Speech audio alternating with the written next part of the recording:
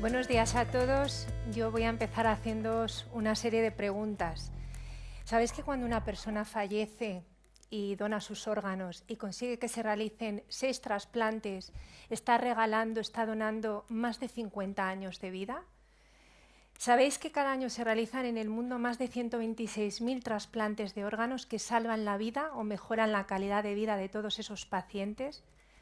¿Sabéis que apenas se cubren el 10% de las necesidades de trasplante y que muchos pacientes fallecen porque ese órgano no llega? 18 pacientes cada día en la Unión Europea.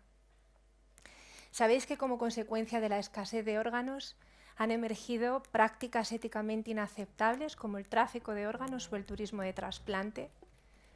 Bueno, yo no sabía nada de esto y según empecé a conocer el mundo del trasplante, el fascinante mundo del trasplante, me fui enamorando de este área de conocimiento médico que constituye el trasplante de órganos. Yo en los próximos minutos os voy a hablar de mi fascinación por la medicina, por el trasplante, pero también quería compartir con vosotros mis avatares en el desarrollo profesional y he tenido varios avatares y varios momentos de frustración. Creo que también es importante compartir eso con vosotros. Yo siempre quise ser médico. Desde que tengo uso de razón quería ser médico.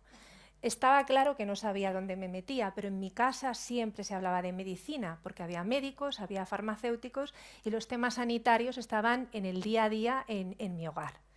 Así que trabajé y estudié mucho. Además es que me gustaba estudiar, fui una muy buena estudiante, accedí a la Facultad de Medicina en Salamanca y como en todo, pues siempre se da con algún profesor que hace que te fascine, que te guste una determinada asignatura. A mí me gustó la nefrología. No sé si sabéis que la nefrología es la especialidad de la medicina que se dedica al estudio de las enfermedades del riñón y de las vías urinarias. Bueno, a mí me fascinó el mundo de la nefrología y ya me empezó a gustar el trasplante. Me parecía impresionante que se pudiera sustituir un órgano enfermo que había perdido su capacidad de depurar el organismo por un órgano sano, por un riñón donado, bien por una persona viva a un ser querido, bien por alguien que ha fallecido y que de forma también altruista, generosa, cede ese órgano a un paciente que está en lista de espera y habitualmente en un tratamiento sustitutivo con diálisis. Así que me encantó el área de la nefrología y yo me especialicé en nefrología. Hice la especialidad en el Hospital 12 de Octubre de Madrid, que es un hospital con una extraordinaria actividad trasplantadora. Y ahí me gustó todavía más el trasplante, no solamente por los aspectos técnicos como tal. Fijaos, el organismo cuando recibe un órgano ajeno, un órgano de otra persona, tiende a rechazarlo. Es nuestra forma de defendernos habitualmente de los microorganismos, de diferentes agentes que nos atacan, con lo cual hay que manejar al paciente trasplantado de una forma muy particular, hay que manejar la inmunosupresión para evitar el rechazo del órgano, pero para evitar también que la propia inmunosupresión cause problemas al paciente trasplantado. Tiene su arte. Pero en el hospital también me fascinó cómo conseguimos que un órgano esté disponible para trasplante. El acto de la donación, el identificar que una persona ha fallecido en condiciones de ser donante, en aproximarnos a una familia en un momento de duelo y plantearles la opción de la donación y conseguir que ese órgano llegue en las condiciones idóneas para funcionar en el paciente trasplantado. Era un mundo absolutamente fascinante. Y yo quería ser médico y durante mi residencia yo me formé para ser un médico de los de Fonendo, de los de Bata, de los que trabajan a pie de cama con los pacientes. Me formé para ser clínico, para curar, para acompañar al paciente, para paliar, para tratar su dolor. Para eso me formé y me gustaba mi trabajo y me gustaba acompañar al paciente, acompañar a la familia, me gustaba ser un profesional a pie de cama. Pero llegó un momento en mi vida como residente, como profesional, que tomé la más difícil de mis decisiones, que fue dejar el hospital, dejé la clínica. Y os preguntaréis por qué, si siempre habías querido ser médico. Bueno, pues porque me encontré con que no era capaz de asumir una de las grandes responsabilidades de ser un médico. Si queréis ser médico, tenéis que ser también muy valiente. Hay que asumir que se trabaja para tratar, para curar, pero también hay que saber que a veces hay que asumir hay que ser responsable y asumir que las batallas también se pierden. la enfermedad a veces gana la batalla y eso un médico lo tiene que asumir y se tiene que restablecer, pero yo no me restablecía. A mí cada vez me cargaban más las batallas perdidas, así que dejé la clínica. ¿Os podéis imaginar una frustración tan grande como el haber querido ser siempre médico y decidir en un momento determinado que dejas de ser médico? Pues para mí fue la gran frustración de mi vida. Y durante mucho tiempo pensé que había sido una cobarde, pero yo ahora miro hacia atrás y pienso que en realidad fui valiente porque me enfrenté a una debilidad, a una limitación, y fui capaz de reconvertirme, de rehacerme profesionalmente, aplicando otras habilidades y otras aptitudes y actitudes que había ido desarrollando. Así que me decidí por convertirme en otro tipo de médico, un médico que era capaz de llegar a muchos más pacientes y a muchas más familias. Y mi oportunidad, mi frustración no me impidió ver la oportunidad que me surge cuando me incorporo al equipo de la Organización Nacional de Trasplantes.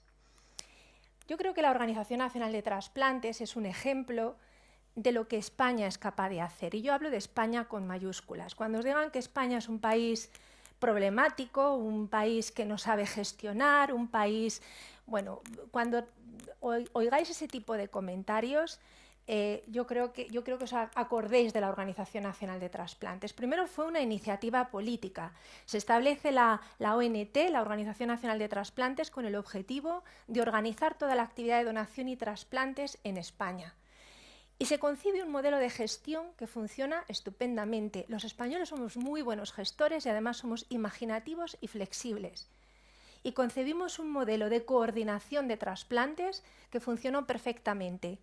Simplemente consiste en tener el profesional adecuado, en el lugar adecuado, con la formación adecuada y con la evaluación continuada adecuada.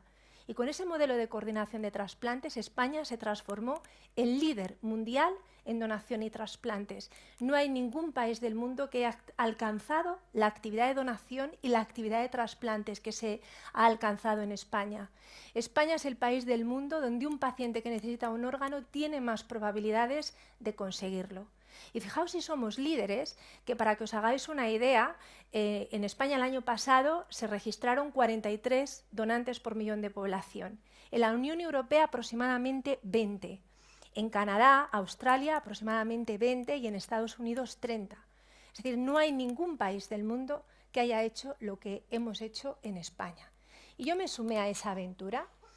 Y desde que me sumé a esa aventura, resulta que he podido ser otro tipo de médico que ha llegado a muchísimos pacientes. Me he implicado en iniciativas a nivel nacional que nos han permitido sumar un 20% adicional de incremento a nuestra actividad de donación y trasplante gracias a muchos de los proyectos que he liderado y en los que he participado. Y a nivel internacional, por poneros un ejemplo, me he convertido en una líder mundial en la lucha contra el tráfico de órganos humanos.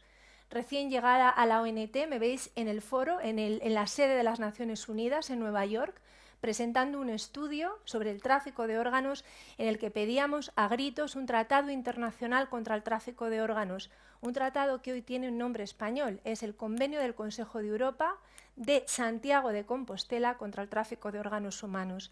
Y yo personalmente he participado en el desmantelamiento de redes de tráfico de órganos en países en los que se están vulnerando derechos humanos fundamentales y explotando a personas en beneficio de pacientes desesperados por conseguir un órgano que no consiguen en su país de origen. Y toda esa oportunidad me vino a partir de una aparente frustración. En mayo de este año me convertí en la directora de la Organización Nacional de Trasplantes, de este organismo en el que ya llevo trabajando 11 años. Y cuando me preguntan, bueno, en tu desarrollo profesional, particularmente esta última etapa, ¿qué principios o qué consejos darías bueno, pues para haber alcanzado ese puesto directivo? Yo no soy nadie para dar consejos, pero sí me gusta resaltar algunos de los principios por los que me he guiado, sobre todo en esta última etapa. Y yo os destacaría 3 principios. El primero de ello es que os rodeéis de líderes para acometer cualquier proyecto. Y cuando hablo de un líder, hablo de alguien que hace que algo ocurra. No tiene que ser el líder del proyecto, sino aquellos que os acompañan en esa iniciativa. En segundo lugar, y muy importante, asumid proyectos que tengan consecuencia, que tengan impacto, que vayan a hacer un cambio en vuestra realidad. Y si no os dan ese tipo de proyecto, haced que tengan ese impacto. Y por último, muy importante, enamoraos de vuestro trabajo y haced que brille. Recordad, por mi experiencia personal, que un triunfador siempre, en alguna ocasión, ha sido un perdedor, pero la diferencia es que no se ha dado por vencido. Muchísimas gracias por vuestra atención.